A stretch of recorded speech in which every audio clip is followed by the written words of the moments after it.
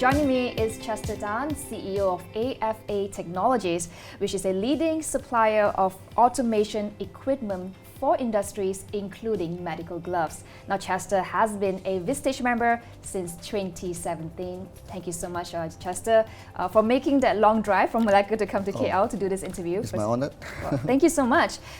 Let's start from the beginning. AFA Technologies is a family business founded by your father 28 years ago, and you have been in the role for 17 years. Yes. Talk to us about that journey. Was it something that you had always planned to do, to step up?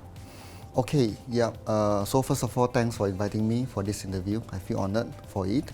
All right. So talking about us, AFA Technologies, since 28 years ago, since my father founded this company, our family has been always an entrepreneurial families. My father and my mother, they are both involving in business since their early days.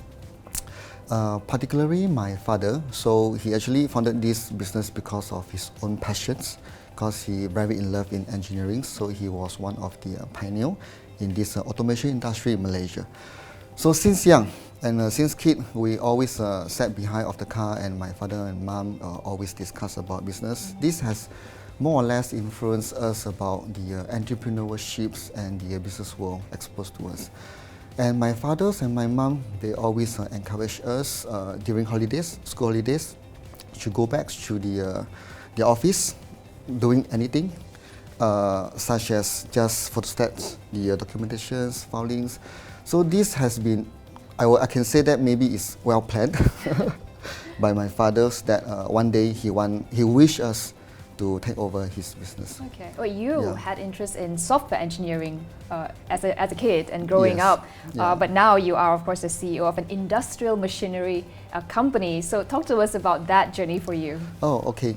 Yeah, so actually I have been very passionate in this software engineering, and I wanted to do it so much. But one day when I deciding which course I should go through for my degree studies, my father mentioned to me that, Chester, why not you choose a subject which is able to link between the IT world and also the industrial world. This is actually has been not very common in the past. So people has been thinking about, oh, one day all these industrial equipments, eventually it has to link up back to the IT systems. And that time there's not a lot of professionals, people are doing that. So I chosen the course, namely computer system and networks, mainly is to actually have to let me understand more about how to link the software world and also the so-called Which is now what you call automation, essentially. Which is now we call it, in short, Industrial 4.0. Yeah, IR 4.0. Yes. So that is where I started my journey, and I graduated as a network engineer, and I self-learned all my software skills, because I really in love of all these kind of software programming kind of things. And after that, I proceed my master studies in artificial intelligence. Okay. That is also part of my interest to learn more about how the software brains works in one day. And now, eventually today, it has become a very hot topic in the whole world, that people are talking about AI taking over conventional job, that kind of things. Yeah, this is all my passions. That's all I pick up bit by bit. And when I joined my father's companies later, I started with software programming. And I'm also considered the first one in the company that should link up the IT systems with their industrial equipments. So this is where we grow from there until today. Yeah. Well, first back then, Industrial 4.0 was unheard of. Automation, machine learning was unheard of. And AFA Technologies has been there from the start, building that groundwork, right? Yeah. What do you think that has helped you in your career so far? I know your father's foresight back then, and now AFA is the leading supplier of automation equipment, especially for medical gloves. I believe this has been acting as the booster in terms of our technology advancement, because a lot of people, they are still have to relying on third-party solutions in automations. So for us, partly of the technologies are self-developed since the old days. So we have been having the upper hand of the advantages in terms of all these kind of networkings, and especially for IT system integrations. This is always our core. and it's always one of our major selling points in terms of our solutions to our customers. What do you think that you have learned from your dad over the years as a businessman? Of course, I would say that despite technical skills, the most important what I learned from my dad is the value systems, especially the first things, integrity. My father has been a very insist and consistently and persistently telling us about integrity in doing everything. So I believe until today, I still haven't disappointed my father yet. Well, you I'm have still been holding very strongly on these values. Well, that's Yeah. great. You have been in the role for 17 years, and you must have seen plenty of business cycles, ups and downs. Yeah. COVID also recently. Yes. What would you say has been the biggest challenge for you so far as a CEO of this company? So one of the biggest challenge I will want to share is the supply chain disruptions. So back in 2007, if I'm not mistaken, or earlier, there has been tsunamis in Japan. So back then, we have a lot of our components are all from Japanese brand. Right. So that hit us pretty badly that time because of they couldn't deliver all their goods on time. 9 months lead time. Imagine we need to deliver the machine in 2 months. How can we make the magical happens? So we have to actually resource again all our components from the Europe sites, because the European that time they are still very stable. They are able to supply their components on time. So this actually leads us to one thinking, risk management. So since then, we have been evenly distributes our supply source. I always call it from the east and from the west. If anything happen in the east, at least we still have a stable source from the west. So up to now, we steadily maintain our supply source from east is from Japan, Taiwan, China. West is from Germany or the rest of the European sites. This is always what we maintain in terms of our supply chains practice. And it's proven that this action is right, especially during COVID. Yes, during COVID, supply chain disruptions, the whole world gone crazy. But we are still fortunate that we have all these kind of backups from left, right, the kind of things. So yes, we are still managed to deliver our machines on time to our customers. In fact, our customers are quite impressed. Yeah. I think you hit nail on the head when you talk about diversifying the supply chain. Obviously, the other disruption that we're seeing right now is the trade war between US and China, and how we're seeing companies trying to diversify their, or rather not to be too reliant on one party over the other, right? Yeah. And how has that impacted your company looking at all these developments? Obviously, the global supply chain is something that your company is closely linked to. Yes, okay. So since the two giants countries, they are having all these kind of trade wars, we can actually start to realize that globalizations has been transforming into localizations. And these localizations actually means that a lot of countries, they are thinking about how they can actually still sustain remaining sustainabilities without too much relying on other countries. So this actually brings the gaps for us, actually country like us or company like us to fill in the gaps. So for examples, Malaysia, we being the largest medical glove exporting country, 62% to the worldwide. So everyone are looking how Malaysians we are doing this so well. And now a lot of European and US countries, they actually try to localize their glove manufacturing. Of course, their manufacturing costs are much more higher, but because of sustainability, they still need it. So this is where they try to source the local suppliers such as us. Right. So we are very fortunate, we are able to fill the gaps. And we are also considered part of the most preferred suppliers, because we supply, I will probably say that 80 to 90% throughout the globes of all the surgical glove industries players. Oh, that's amazing. And just before the show, we were talking about how the past 2 years had been the best year for AFA Technologies. Yes. What do you think had been the key factor in driving that success? Most important is persistence. We are very persistent in the business direction that we do. During COVID, a lot of my friends, they came to me. They said, Chester, you are so good in gloves. Why not you set up a factory, manufacturing your own gloves? I told them, sounds easy, but it's actually not easy at all. We were not in the plan to do that, and we have been very persistent in doing one thing, which is doing at what we are good at, supplying all those packaging equipments to our customers.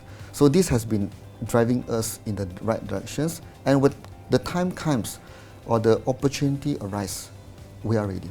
Okay. Yeah. So staying focused on your core business, yes, your expertise. Yes, okay. And don't get distracted. Don't get distracted, that's a good one.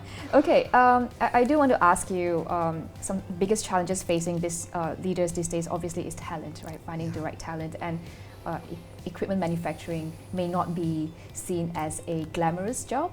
Has that been a challenge for you, just getting the right people into the industry? Okay, just to share a bit, actually Malaysia nowadays, we are lack of engineers. Just talking about this Silicon Valley in Penang. Right now, officially, they are saying that we are lack of 8,000 engineers. But unofficial statement, it should be more than that. Easily 15,000. How has that impacted your business? Talent has been seeking for better opportunities because we are lack of talents. So people and company are hunting of talents. So for us, what we can do is we have been developed a lot of internal programs to retain our talents. We have been, of course, time to time readjust or align our benefits to retain all these talents. But most importantly is our persistence of our business, so that our talent, when they join us, they feel the confidence. Because a lot of companies might get distracted, and when the talent join them, they won't feel the securities. That's also one of the reason, or part of the reasons, that talent keep on hunting for new opportunities. Okay. Yeah. So I believe that at the end of the day, it's actually the values of the companies that people can see and they can feel when they join your corporations. Okay. Yeah. And how would you describe your leadership? And I do wonder, as someone who's undertaking so much on your plate, how do you balance, work, life, and staying motivated, staying relevant to all the developments in technology? Since I joined Vistage, yeah, it has been an inspiration to me. That's besides building up leaderships and values, we also need to have a lot of this kind of families, values, in traits into our personal lives. Because previously I was an engineer, and engineer was always talking about technicals, talking about technologies. So I never thought of that kind of things. So to me, everything is about work. So until I joined Vistage, I started to realize that work is not the only thing in my life. I should have much more broadens my entrepreneurship perspectives, and also my families. So I actually spend a lot of time with my families nowadays. Okay. Yeah, building the bondings. And just to also mention that my brother and my sister is also part of the business. Yeah, so we, as a family business, and with 3 of us siblings together, honestly speaking, it's not easy. How do you handle disagreements within the family while maintaining a professional setting for work? Yeah, honestly speaking, at the beginning stage, there's plenty of disagreements. Yeah, because we are all very young engineers, and my sisters, they have their own professions, including my brother as well. So we have a lot of opinions. And one day, it comes to my mind that no, we have to stop this. We have to come out with ground rules. So we have been setting out a few ground rules, or we call it our family rules. Okay. Yeah, so everyone agree, obey, that's it. Finish. What are the ground rules? I'm interested to know.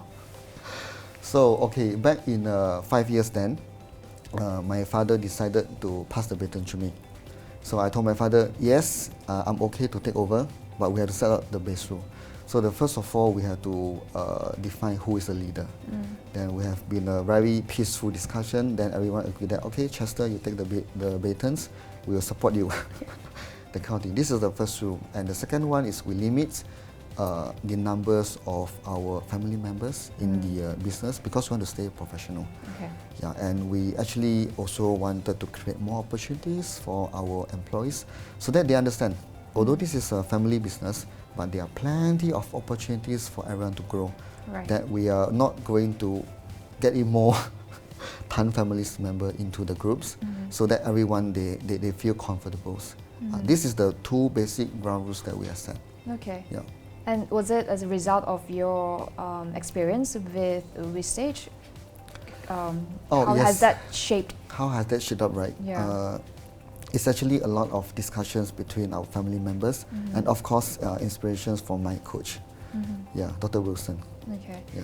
What would you say are the important conversations that you have with your chair, your coach, or your members in Vistage that really helped you to thrive as a leader? Yeah. So our groups, we started with Dr. Wilson as my first coach. Actually, Dr. Wilson was also the coach for my father. Right. So okay. that time they call it VT group TE. So today they call it VC group. Yeah. So Dr. Wilson, after I engaged with him, having a lot of conversation with him, I actually felt that he's like my second father. Yeah. By the way, he's also almost same age as my father. Then the relationship is pretty much like father and son.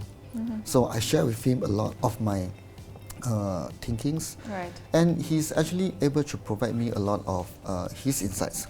So from there, actually, we slowly form up the directions and also what the family business we should do.